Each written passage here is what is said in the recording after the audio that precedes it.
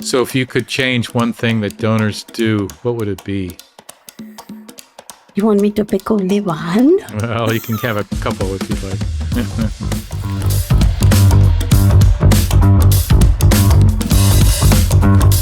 You got to be patient for system change.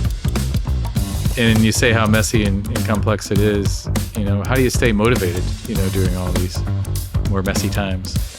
I love it. I love what I do.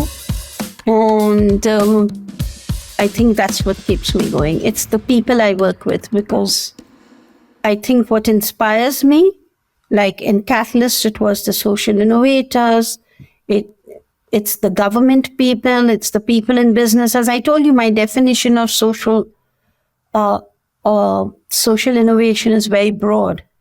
So that's what inspires. When I was doing Childline, it was my street kids who would call at any time, day or night, and they inspired everything. So, yeah, it's just the people. Oh, it's good you come up. I've interviewed a few people, and before the call, they kind of like, well, it's so hard right now because there's climate, and then there's the wars going on, and there's, health issues and refugees, and all. It's just so much. So picking the one or two things that you can help with and add value to, I think, is everything. Yes, and I also think having I try to balance family, personal life, and work always. To be naturally collaborative, you have to care about others. If there's a message or two you'd give to people listening who want to continue to follow down similar paths, what would you say? Don't take yourself too seriously.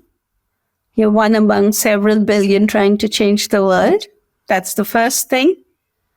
Because if you take yourself too seriously at some stage, you tend to burn out. So do your best and leave the rest to the cosmic path that has to happen. That's my first message. And second is just be happy.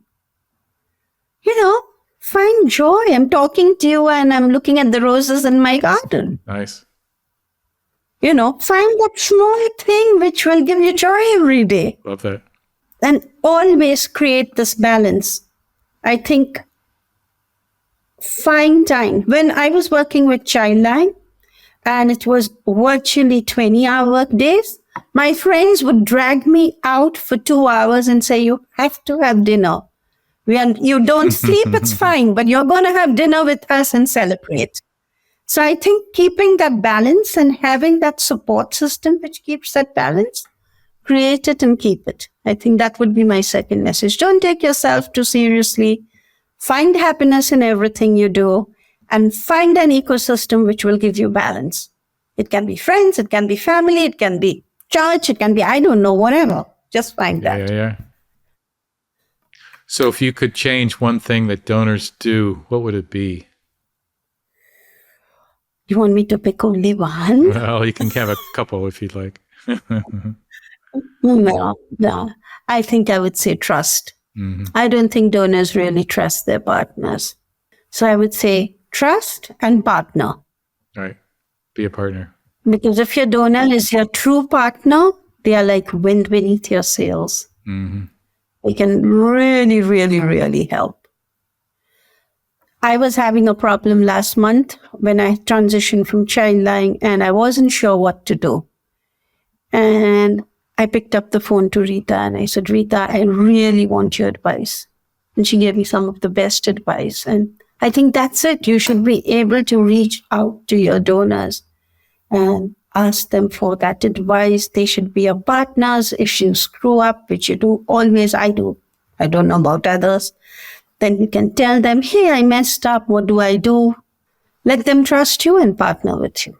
I love that. A walls down collaboration between donors and doers. See, you put it so articulately to my long-winded thing.